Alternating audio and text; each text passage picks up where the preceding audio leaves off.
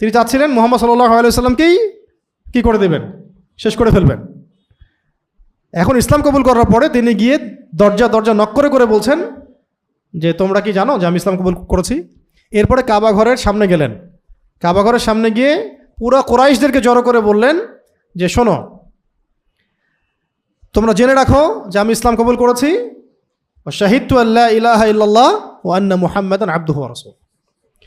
এবার কুরাইশরা তাকে মারার জন্যে 8 জন 10 জন ঝাঁপিয়ে পড়ল। তিনি একাই সবার সাথে লড়াই করতে লাগলেন, একটু ফাইট হলো ওখানে আর কি। তখন বনু আদি গোত্রের একজন মানুষ এসে বলল, এটা সেভ করলো, আর দুজনকে আলাদা করে দিল। হয় না, থাক দরকার নেই, আমাদের নিজেদের মধ্যে মারামারি কেন করছেন। তিনি এসে বললেন যে একজন মানুষের তো ধর্ম চেঞ্জ করার, গ্রহণ করার স্বাধীনতা আছে, তোমরা মারতেছো কেন।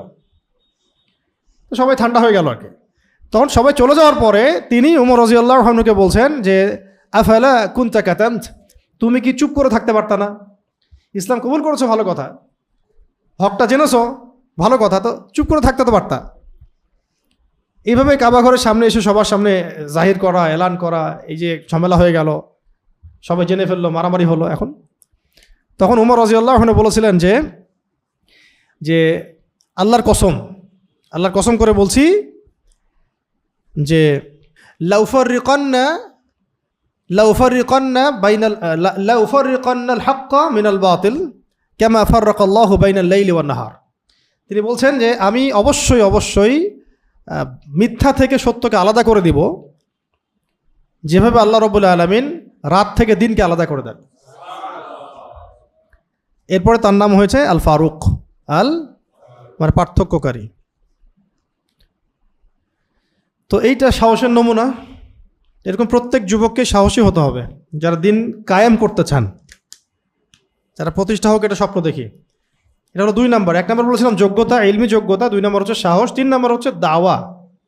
যোগ্যতা এবং সাহস হাসিল করার পরে আমাদের সবাইকে দাওয়া দিতে হবে, সবাইকেই দিতে হবে।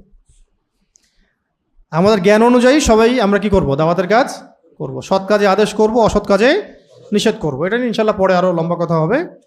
মূল কথাটা বললাম, দাওয়া দিতে হবে, সৎ কাজে আদেশ করব, অসৎ কাজে নিষেধ করব।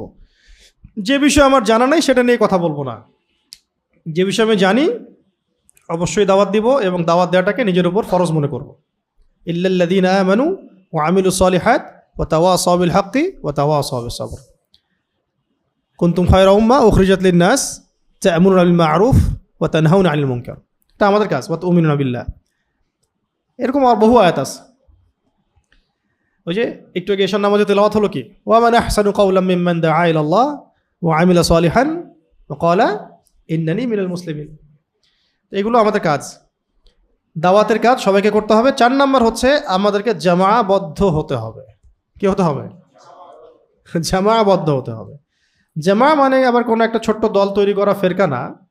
জামা মানে একটা প্ল্যাটফর্ম গঠন করা, ঐক্যবদ্ধ হওয়া, এবং যারা আহলে সুন্নাহ ওয়াল জামায়াতের অনুসারী, আকীদার সাথে মিল আছে, আমল ঠিক আছে, সব ঠিক আছে, সবাইকে নিজের ভাই মনে করা, এবং আল্লাহর জমিনে আল্লাহর দিন কায়েম হবে এই উদ্দেশ্যে একসাথে কাজ করা, এবং যারা কাজ করছে তাদের ভালো কাজগুলোকে স্বীকৃতি দেওয়া, যদি ভুল কিছু হয় সেটার ইসলাহের চেষ্টা করা, তাদের সাথে কোনো রকমের দ্বন্দ্বে না যাওয়া আর কি।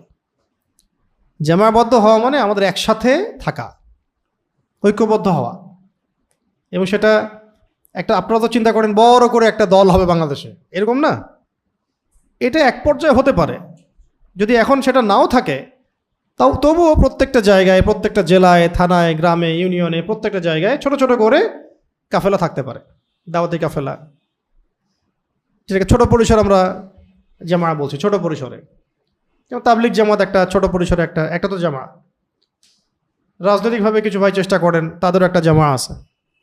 তো এগুলো ছোট ছোট জামা, কিন্তু বড় পরিসরে জামা তো আপনি একদিনে পাবেন না, হুট করে হবে না। এই জন্যে আগে আস্তে আস্তে ছোট ছোট পরিসরে প্রত্যেকটা জায়গায়, বিভিন্ন জায়গা থেকে ভাইরা আসছেন, যে প্রত্যেকের এলাকায় এলাকায়, গ্রামে গ্রামে একটা করে ছোট ছোট করে কাফেলাবদ্ধ হওয়া উচিত, সংগঠনের স্রোতে আর কি, সংগঠিত হওয়া, এবং সেটা ওলামা ইকরামদের সাথে মাশওয়ারা করা, পরামর্শ করা, এবং দিনের বেসিক বিষয়গুলো নিজেরা জানা, যোগ্য মানুষদেরকে নেওয়া, মাশওয়ারা করে কাজ করা। হ্যাঁ, তারপরে যারা কাজ করেছেন দীর্ঘদিন তাদের সাথে অভিজ্ঞতা শেয়ার করা, এবং যে কাজগুলো করতে এখন কোনো বাধা নাই, সহজে করা যায় দিনের কাজ, সেই কাজগুলো আঞ্জাম দেওয়া। তাহলে কাজের গতি বাড়বে না? কাজের গতি বাড়বে, একসাথে থাকা হবে। পরে আস্তে আস্তে দেখা যাবে একটা সময় আসবে ইনশাল্লাহ যে আল্লাহ রাব্বুল আলামিন দিলগুলোকে জুড়ে দিবেন, আসহাবুল কাহাফের মতো। আসহাবুল কাহাফের কেউ কাউকে অত ভালো করে চিনতেও না, অনেকে গাছের নিচে গিয়ে তারা বসেছিল আর কি, আদর্শ মিল ছিল, তারা ওখানে গিয়ে বসেছিলেন। তাদের আদর্শ কোন জায়গায় মিল ছিল? তারা আল্লাহর সাথে কাউকে শরিক করবেন না, মূর্তি পূজা করবেন না, দাকিয়ানুস বাদশার আনুগত্য করবে না তারা। সেখানে বাস আল্লাহ পাক ওয়ারাবাতনা আলা কুলুবিহিম, আল্লাহ পাক বলেছেন, আল্লাহ পাক তাদের কলবের মধ্যে এই বন্ধন দিয়ে দিলেন। এইভাবেই ইনশাআল্লাহ একদিন না একদিন বাংলার জমিনে যুবকরা, তরুণরা বড় পরিসর ঐক্যবদ্ধ হবে ইনশাআল্লাহ।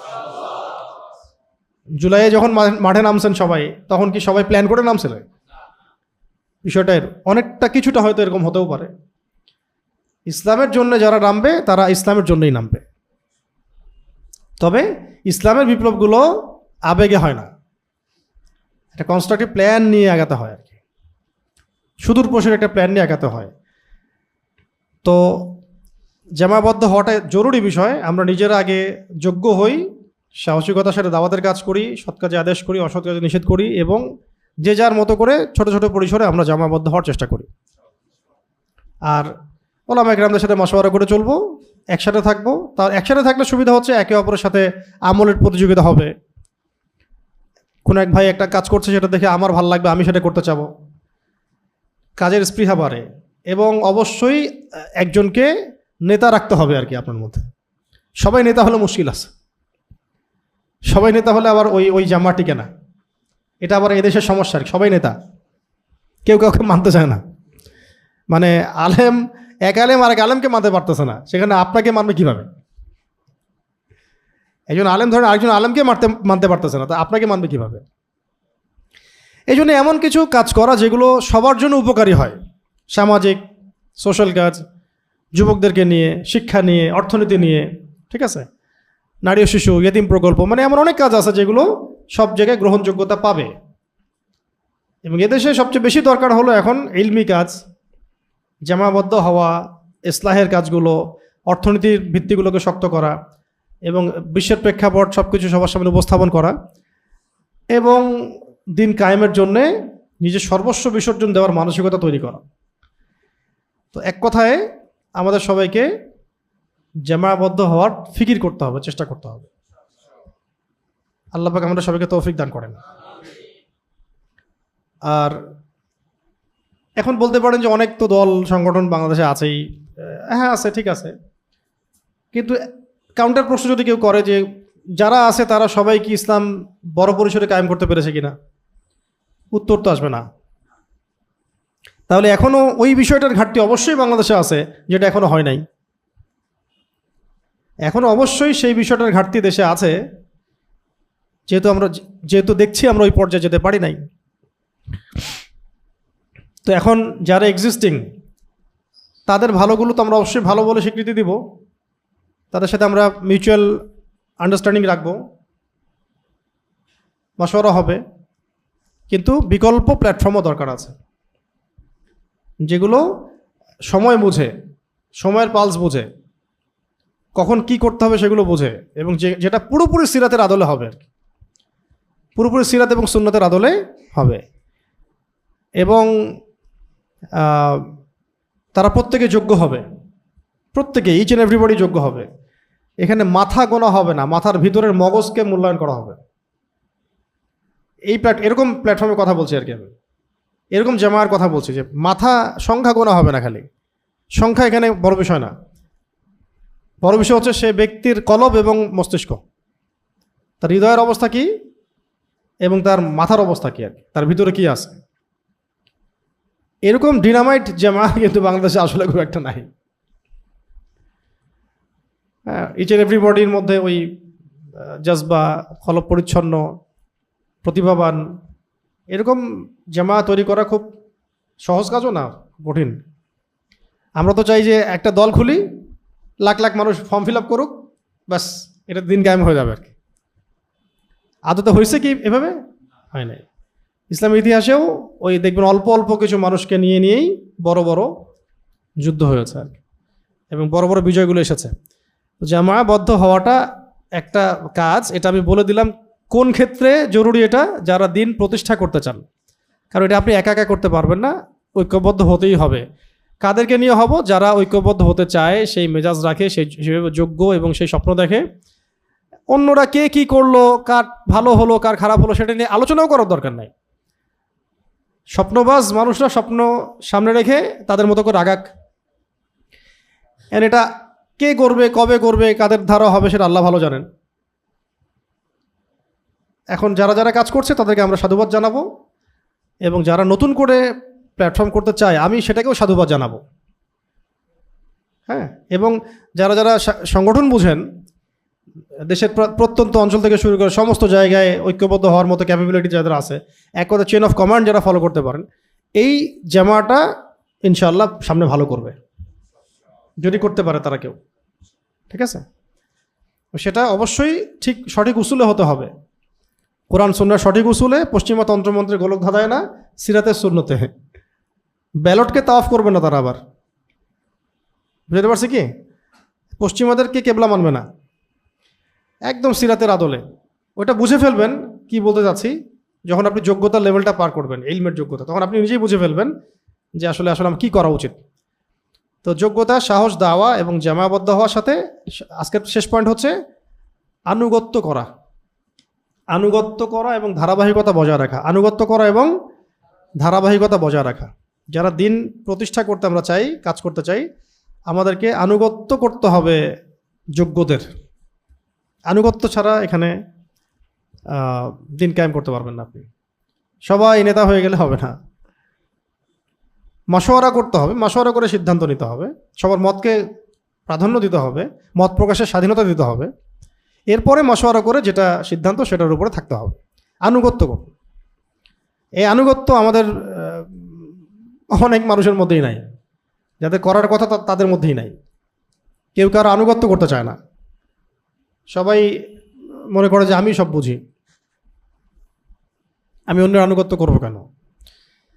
আনুগত্যহীনতার কারণে অনেক বড় বড় প্ল্যাটফর্মগুলোও ঝরে পড়ে গেছে, ভেঙে গেছে, অভ্যন্তরীণ তারা ফাটল সৃষ্টি হয়ে গেছে, এক দল থেকে 4-5টা দল হয়ে গেছে, হয় নাই? আনুগত্যের সবকটা সবচেয়ে আগে জরুরি, এটা আনুগত্য থাকতে হবে। আল্লাহর জন্য আনুগত্য, যে কাজটা কোরআন সুন্নাহর মাফিক হচ্ছে সেখানে আনুগত্য করতে হবে।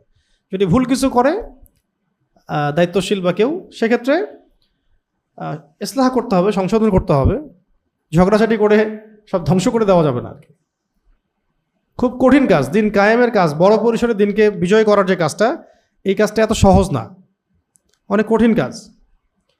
আপনারা খেয়াল করে দেখেন, সেকুলাররা, বামপন্থীরা, ডেমোক্রেটিকরা, তারা ওদের কাজে কত বেশি আনুগত্য প্রদর্শন করে। ওদের তো ওই আন্দোলনে তো কোনো পরকালীন উদ্দেশ্যই নাই। তারপরেও কোনো নেতা যদি রাস্তায় নামে, ওই নেতার গাড়ির টায়ারের পাশে এরা যেভাবে তাওয়াফ করে, ঘুরপাক খায়, আত্মপ্রদর্শনীতে লিপ্ত হয়, মনে হয় যেন তারা এদের ইবাদত করতেছে, মনে হয় যেন তারা এদের ইবাদত করতেছে। তার চোখে একটু ভালো হইতে হবে। অথচ ওদের পরকালীন কোনো কনসেপ্ট নাই, এই মুভমেন্টের পরকালীন কোনো গোল নাই। গোল একটাই, ক্ষমতা দখল করা। আর যেখানে আপনি ইসলাম কায়েম করতে যাচ্ছেন, সেখানে কি পরিমাণ আনুগত্য দরকার আমিরের বা নেতৃস্থানীয়দের, এটা বুঝলেই ভালো, না বুঝলে আর আপনার দ্বারা হবে না কিছু। যারা বুঝবে না ওদের দ্বারা আসলে কিছু হবে না। তো আনুগত্য এবং ধারাবাহিকতা এগুলো বজায় রাখলে পরে আশা করা যায় যে আস্তে আস্তে আমরা বড় পরিসরে যেতে পারব। তো আজকে আমরা আলোচনা করলাম মাত্র 2টা পয়েন্ট থেকে। একটা পয়েন্ট ছিল যে আমরা সবাই চাই নিজে জান্নাতি হতে, জাহান্নাম থেকে বাঁচতে। এটার জন্য বহুত কাজ আছে, তার মধ্যে আমরা আজকে 5টা কাজের কথা বলেছি। 1 নম্বর হলো সালাতের এহতেমাম করা, 2 নম্বর ছিল কোরআন তেলাওয়াতের এহতেমাম করা, 3 নম্বর মামুলাত এবং জিকির আজগার যেগুলো আছে এগুলোকে গুরুত্বের সাথে আদায় করা, 4 নম্বর দোয়া, বেশি বেশি দোয়া করা, দিনের একটা অংশে অন্তত পক্ষে আল্লাহ পাকের কাছে দোয়া করা, মোনাজাত করা, কান্নাকাটি করার চেষ্টা করা। আর 5 নম্বর হচ্ছে মুহাসাবা, আমি আজকে সারাদিনে কি করলাম, ভালো হলে কি আলহামদুলিল্লাহ, যদি খারাপ হয়ে যায় তাহলে আস্তাগফিরুল্লাহ। আর আমাদের একটা স্বপ্ন হলো আমরা সবাই চাই নিজে জান্নাতি হব এবং দ্বীন ইসলাম আল্লাহর জমিনে কায়েম হবে। তো কায়েম করার জন্য সবার আগে কি লাগবে? যোগ্যতা, ইলমি যোগ্যতা। 2 নম্বর লাগবে সাহস। 3 নম্বর দাওয়াত, মানে সৎ কাজে আদেশ করা, অসৎ কাজে নিষেধ করা। 4 নম্বর ঐক্যবদ্ধ হওয়া। জামাবদ্ধ হওয়া মানে ঐক্যবদ্ধ হওয়া। জামাবদ্ধ বললে আবার এটা ওই পলিটিক্যাল পরিভাষায় নিয়ে যেতে পারে আর কি। জামাত ইসলাম এর নতুন ভার্সন এগুলা, ঠিক আছে? তো জামা শব্দটা তো আরবি শব্দ, মানে একটা ঐক্য। বাংলায় বলবেন ঐক্যবদ্ধ হতে হবে, ঠিক আছে? তাহলে আর কোনো কথা নাই। আমাদেরকে ইসলামের স্বার্থে, দিন কায়েমের স্বার্থে ঐক্যবদ্ধ হতে হবে। বড় বড় প্ল্যাটফর্মগুলো ঐক্যবদ্ধ হতে হবে, এটা যেমন একটা সুরত। যদি বড় বড় প্ল্যাটফর্মগুলো একে অপরের সাথে ঐক্যবদ্ধ না হয়, তাহলে আল্লাহ পাক তো কারো মুখোপেক্ষী না। আল্লাহ চাইলে আরও নতুন প্ল্যাটফর্ম জন্ম দিতে পারেন। যেহেতু আমরা দেখছি যে বহু প্ল্যাটফর্ম বিভক্ত এবং কেউই সেই গোলে এখন পর্যন্ত যেতে পারেন নাই, যারা যাওয়ার চেষ্টা করছেন অনেকে সুরত ঠিক নাই, তরিকা ঠিক নাই, সেখানে বিকল্প প্ল্যাটফর্ম কেন দরকার না? অবশ্যই দরকার। এবং সেটা ছোট ছোট করে গড়ে উঠতে থাকুক। আল্লাহ চাইলে বড় পরিসরে আল্লাহ নিয়ে যাবেন, কারণ কাজ করার অধিকার সবার আছে, যারা যোগ্য। আর যাকে আল্লাহ কবুল করবেন, যে মেহনত করবে, সেই সাফল্য অর্জন করবে। নাম দিয়ে আর কি যায় আসে? একটা নাম দিয়েছেন, ধরো একটা নাম দিলাম খুব সুন্দর, এবং সেই সংগঠনের 50 বছরের হিস্ট্রি আছে, এর মানে এই না যে এই সংগঠনই দিন কায়েম করতে পারবে। যে হিসেবে যে যোগ্য হবে, মুজাহাদা চালাবে এবং যে ধারাবাহিকতা বজায় রাখতে পারবে, যাদের মধ্যে আনুগত্য থাকবে, শৃঙ্খলা থাকবে, তারা ভালো করবে। আর এই যে জুলাই হলো, নতুন নতুন কত নাম উঠে আসলো। জুলাই হওয়ার আগে তো বাংলাদেশে অনেক সংগঠন ছিল কি না? তো ওই প্ল্যাটফর্মগুলো তো এটা স্টার্ট করতে পারে নাই। আপনারা করেছেন বৈষম্য বিরোধী ছাত্র আন্দোলন, তারপর ওখান থেকে শুরু হলো। ওটার নাম আগে কে জানতো? আপনারাই বলেন, 2 বছর আগে কে জানতো যে এমন কোনো নাম আসবে, আর এই নামে একটা সংগঠন হবে, একটা আন্দোলন হবে, তারপরে সবাই আসবে, জড়ো হবে এবং ফ্যাসিস্টের পতন হবে? কে জানতো? কেউ জানতো? এরকমই তা আমরা কেন মনে করি যে যেগুলো আছে এগুলো দিয়েই সব হবে?